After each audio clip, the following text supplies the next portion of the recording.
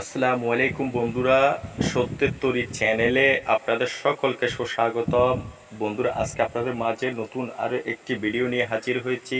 আশা করি ইতিমধ্যেই আপনারা থাম্বনেল দেখে বুঝে ফেলেছেন আজকের ভিডিওটা কিসের উপর কথা বলবো। তো যাই হোক বন্ধুরা, আপনি যদি কি মন্ত্রতন্ত্রের প্রতি আগ্রহী হয়ে থাকেন, আমার সত্যের তরী চ্যানেলটিকে সাবস্ক্রাইব করে পাশে থাকা বেল আইকনটি বাজিয়ে দিন, যেন আমি কোনো নতুন ভিডিও বানালে সাথে সাথে আপনি পেয়ে যেতে পারেন। বন্ধুরা, আমার চ্যানেলের মধ্যে ইতিমধ্যেই গুপ্তধনের বিষয়ে আমি কয়েকটি মন্ত্র দিয়েছি এবং শোধন করার ক্ষেত্রে দিয়েছি, কুণ্ডুল দেওয়ার ক্ষেত্রে দিয়েছি। তো অনেকেই আমাকে ফোন করে এবং হোয়াটসঅ্যাপে নক করে অনেকেই বলেছেন যে ভাই, আমরা তো আপনার মন্ত্রগুলো প্রয়োগ করেছি, কোনো মতেই তো সাকসেস হতে পারি নাই।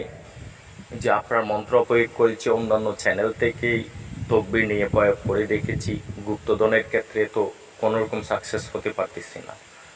তো আমি ওই কথা থেকেই বলতে চাচ্ছি যে ভাই, গুপ্তধন এমন একটা জিনিস, এটা অনেক কঠিন কাজ, এত সহজ না। প্রথমত জানতে হবে যে আপনি যে জায়গায় কাজ করতেছেন ওই জায়গার মধ্যে গুপ্তধন সঠিকভাবে আছে কি নেই। এখন অনেকেই আমাকে বলেন, ভাই আমরা তো তুলা রাশি দিয়ে দেখেছি, যে বলেছেন ওই জায়গায় গুপ্তধন আছে, অনেক কবিরাজ এনেছি তারাও বলেছেন গুপ্তধন আছে, কিন্তু যখনই কাজ করি সাকসেস হতে তো পারি না। তো আমি বলবো ভাই, আপনি যে তুলা রাশি আপনাকে বলল যে জায়গায় গুপ্তধন আছে, সেটা কি তুলা রাশিই তো শোকে দেখেছেন, আপনি তো আর দেখেন নাই। যেই সমস্ত তুলা রাশি দিয়ে আপনারা দেখিয়েছেন যে এখানে গুপ্তধন আছে কি নেই, ওই সমস্ত তুলা রাশিকে আপনারা কি পরীক্ষা নিরীক্ষা করে দেখেছেন? অর্থাৎ আপনি যখনই একটা তুলা রাশি দিয়ে গুপ্তধন দেখতে যাবেন যে আছে কি নেই এই জায়গায়, তখন আপনারা একটু ট্রাই করে দেখবেন। ট্রাইটা কীরকম, যে আপনি বলবেন যে আমার পকেটে কয় টাকা আছে, আপনি বলুন তো।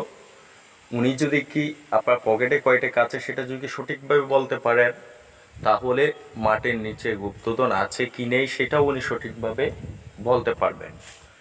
নচেত উনি কখনোই সেটা বলতে পারবেন না। তো সে কারণেই আপনারা গুপ্তধনের ক্ষেত্রে সাকসেস হতে পারেন না।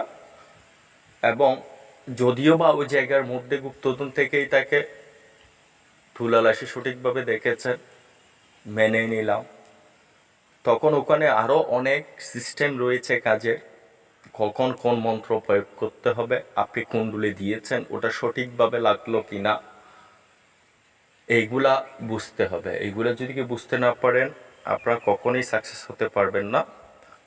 তো মূলত যেই কথাটা বলতে চাচ্ছি, যারা এই ধরনের গুপ্তধন নিয়ে কাজ করেন বা শিখতে চান, পার্সোনালিভাবে সব কথা ভিডিওতে বলা যায় না, তাদেরকে শেখানো হচ্ছে। আমার এখান থেকে শিখে গেলে আপনাদের আর কোথাও আটকাতে হবে না, ইনশাআল্লাহ অবশ্যই আপনারা গুপ্তধনের কাজ করতে পারবেন। ওইভাবেই শেখানো হচ্ছে, ওভাবেই শেখাচ্ছি। তো আজকের ভিডিও এতটুকুই। সকলে ভালো থাকবেন, সুস্থ থাকবেন। আল্লাহ হাফেজ।